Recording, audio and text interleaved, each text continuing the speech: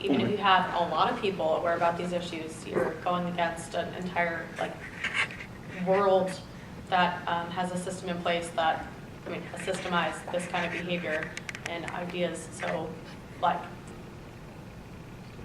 I almost Fix your Uncle Frank, Natalie. I know, but even if everyone fights their Uncle Frank or whatever. But everyone doesn't, right? Not That's part everyone. of the problem.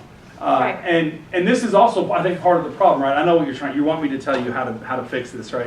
And I don't know. Well, I know, Right. and it's just really disheartening because at some point you're like, okay, what does awareness even matter? Because nothing's gonna change. No, don't do that. To go the other direction, right? Yeah. It matters a lot, and it could matter a lot to the people you are capable of affecting positively, right? And so I would say something you could say something like this, right?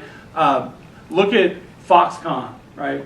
What they're about to do with this factory, right, isn't just about environmental justice. It's about environmental racial justice, right? And a lot of people who think, well, it's not going to affect me, or I want a job, right? They're thinking in terms that allow them to separate their involvement in this from the racism it perpetuates, right? And so there is a response. There's an appropriate response.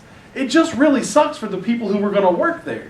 Right? It might also suck for a bunch of you that have to skip class and go down there and protest. There's a way to do it, right? But it really starts with a real deep sort of look at how you have benefited from a legacy of privilege that many of you aren't even aware of, right?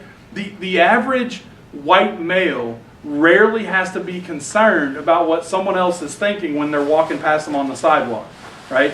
And yet the average African American male will find people crossing the street, right? Waiting in a well-lit area because all black men are criminals, right? He might want my purse, right? My grandma was that way, right? It used to bother me quite a bit. I was too little to really understand why that was because we lived in a poor place, right? And most of my neighbors were African Americans. So I was like, why? That's just John. What are you freaking out about? She couldn't handle it.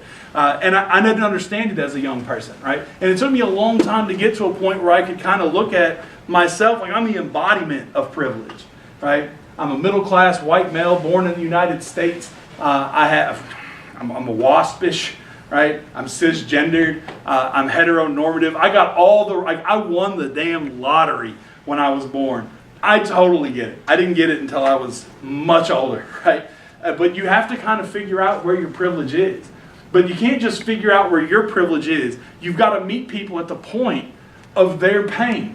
Right? Poor people don't want to hear about race because they're busy being poor. Right? And this is why poor whites say things like, well, we live in horrible conditions too. In Appalachia, they destroy our mountains and we're suffering over here too.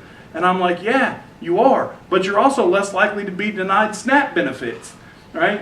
You're also more likely to get WIC. You're also more likely to not be brutalized by the police. There's a lot of privilege in your community. Right? But it's hard to tell a poor person that, because they don't want to hear it. And it's part of because we haven't figured out how to talk about race. And because we haven't figured out how to talk about race, we can't really talk about environmental racism. And so covert racism allows us to continue to dominate and oppress minority communities because we can't get that far into the conversation.